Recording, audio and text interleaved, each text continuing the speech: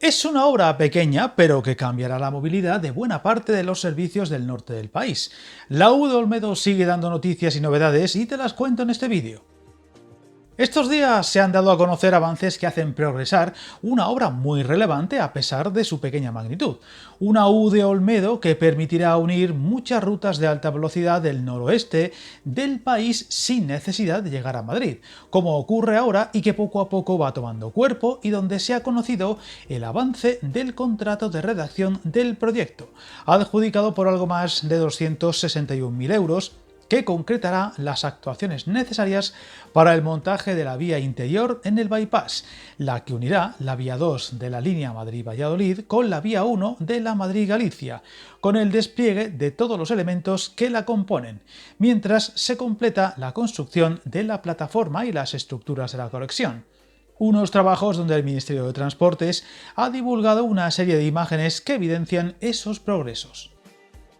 Los trabajos de montaje de vía podrán licitarse una vez finalice esta plataforma y las estructuras, que progresan según el calendario previsto y donde Adif comunicaba recientemente que ha finalizado la construcción de la pérgola sobre la carretera CL 602, uno de los elementos más vistosos de la obra, de 3 de los 4 pasos superiores y uno inferior del bypass que garantizan su integración en el entorno, su permeabilidad y la conexión a ambos lados de la línea.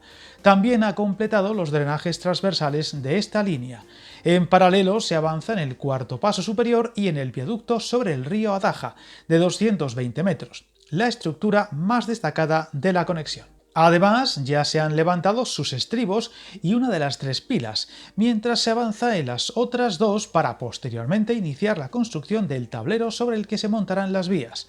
Aparte del montaje de vía, el bypass se completará posteriormente con su electrificación y el despliegue de los sistemas de señalización, gestión de tráfico y comunicaciones, que se materializarán mediante próximos contratos. Viajar en tren nunca fue tan fácil. En trenes.com encuentra y reserva tus billetes de Renfe, Wigo, Irio y muchos otros países europeos. Vive experiencias únicas a bordo y recuerda, si vas sobre raíles, está en trenes.com.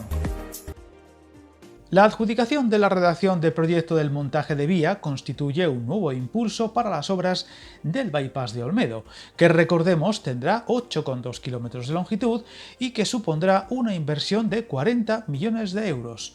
Un enlace que constituye una infraestructura estratégica para los futuros viajes, ya que permitirá establecer conexiones directas de alta velocidad entre Galicia y Valladolid, así como con otras capitales castellano-leonesas como Palencia y Burgos, sin necesidad de cambiar de tren ni pasar por Madrid.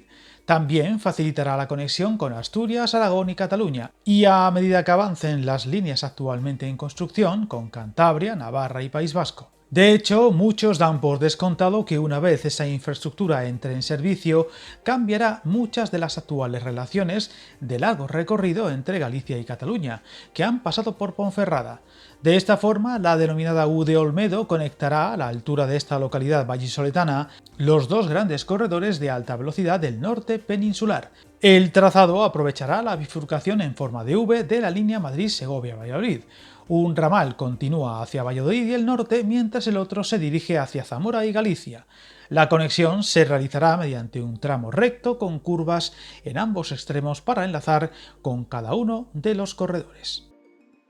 En cuanto a sus plazos, de momento no se han cambiado los hasta ahora vigentes, que si todo va como debe y no hay retrasos en las fases que quedan por delante, debería estar operativa para el segundo semestre de 2027, aunque ya pocos se atreven a apostar porque se cumplan los plazos de ninguna otra obra, menos aún en alta velocidad, pues el ejemplo más evidente de esos retrasos está en otra obra muy parecida, pero en el sur, el bypass de Almodóvar del Río, en Córdoba, que lleva viendo pasar el tiempo sin casi avances desde hace muchos meses, a pesar de estar a falta de los últimos remates, mientras se ha ido dilatando más y más.